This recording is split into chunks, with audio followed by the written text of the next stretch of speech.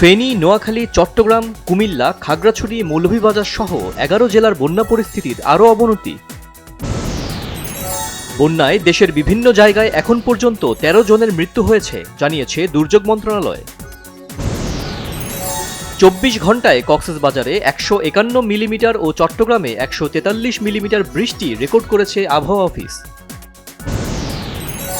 অভিন্ন নদীগুলো দিয়ে পানি ছাড়ার আগে যেন বাংলাদেশকে জানানো হয়, এ ব্যাপারে ভারতকে বার্তা দেয়া হবে জানিয়েছেন পানি সম্পদ উপদেষ্টা।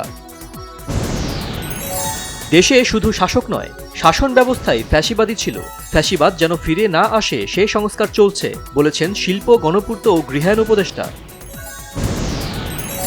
শুধু 2 মাসেই নয়, ফ্যাসিস্ট সরকারের হাত থেকে দেশ রক্ষায় গেল 15 বছরে বহু মানুষ জীবন দিয়েছেন বলেছেন মির্জা ফখরুল ইসলাম আলমগীর। দক্ষিণ এশিয়ায় সার্বিক উন্নয়নে পাকিস্তান সহ সবার সঙ্গে সুসম্পর্ক রেখেই কাজ করতে চায় বিএনপি, জানালেন দলের স্থায়ী কমিটির সদস্য আমির খসরু মাহমুদ চৌধুরী। রাজধানীর নিউ মার্কেট এলাকায় ব্যবসায়ী ওয়াদুদ হত্যা মামলায় ওয়ার্কার্স পার্টির সভাপতি মেননের 5 দিনের রিমান্ড মঞ্জুর। সাবেক প্রধানমন্ত্রী শেখ হাসিনার বিরুদ্ধে আরেকটি হত্যা মামলা, ক্রিকেটার সাকিব আল হাসান, ব্যারিস্টার সুমন, চিত্রনায়ক ফেরদৌসও এবার আসামি। বন্যা কবলিত জেলাগুলোতে প্রতিদিন সকাল 10টা থেকে রাত 8টা পর্যন্ত চলবে বৈষম্য বিরোধী ছাত্র আন্দোলনের ত্রাণ বিতরণ। দেশের বিভিন্ন জেলার বন্যার্তদের মাঝে ত্রাণ বিতরণ করেছে বিএনপি। বৈষম্য বিরোধী ছাত্র আন্দোলনে নিহতদের স্মরণে পথসভা। গত 15.5 বছর তাদের উপর যে জুলুম হয়েছে অন্য কোনো দলের উপর তা হয়নি বলেছেন জামায়াতে ইসলামী আমির শফিকুর রহমান। বকেয়া বেতনের দাবিতে গাজীপুরের কালিয়াকৈরেশ মহাসড়ক অবরোধ করে পোশাক শ্রমিকদের বিক্ষোভ।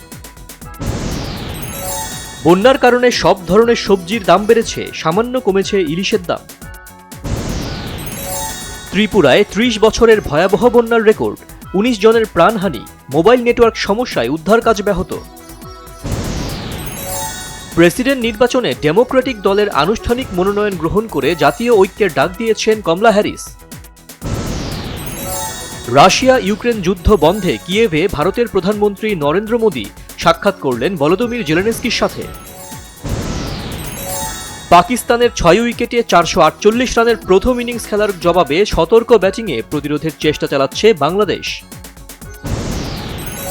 সৌদি আরবের প্রো লিগে 50 গোলের মাইলফলক স্পর্শ করলেন Portuguese superstar Cristiano Ronaldo. Dhaka সহ দেশের 21টি প্রেক্ষাগৃহে মুক্তি পেল ডিপজল অভিনীত সিনেমা অমানুষ হলো মানুষ।